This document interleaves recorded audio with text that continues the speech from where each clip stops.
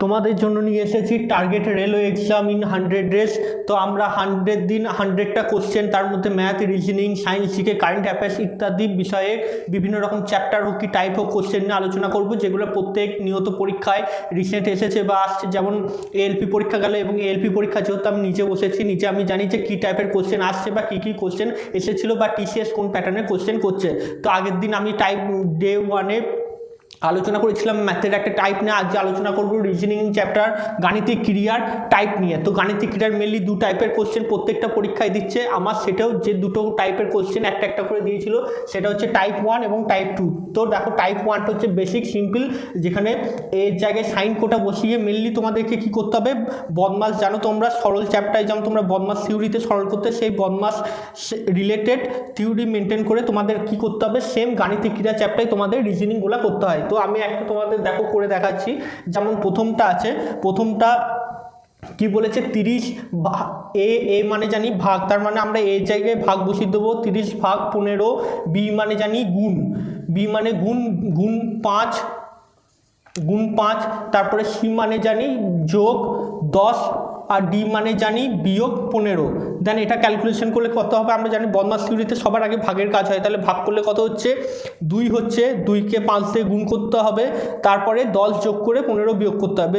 10 যোগ 15 বিয়োগ লিখে দিলাম, তোমরা না লিখে একবারও করতে পারো। বেশ, তাহলে 5 দুগুণে 10 প্লাস 10 মাইনাস 15 করলে কত হয়ে যাবে, করলে 10 10 20 মাইনাস 15, মানে এটার 5 অ্যান্সার হয়ে যাবে। সেইভাবে তোমরা যে একটা 2 নম্বর কোশ্চেনটা আছে দেখতেই পাচ্ছ, এই কোশ্চেনটার অ্যান্সার করে তোমরা কমেন্টস বক্সে লিখবে যে কত অ্যান্সার হচ্ছে। আর এখানে দেখো, যেহেতু এটা তোমরা করবে তাই তোমাদের 4টা অপশন দিয়ে দিচ্ছি, ভেরি ইম্পর্টেন্ট। এই কোশ্চেনটা করবে এবং করে তোমরা কি অ্যান্সার আসছে এই 4টে অপশনের মধ্যে, সেটা তোমরা কমেন্টস বক্সে কমেন্টস করে জানাবে।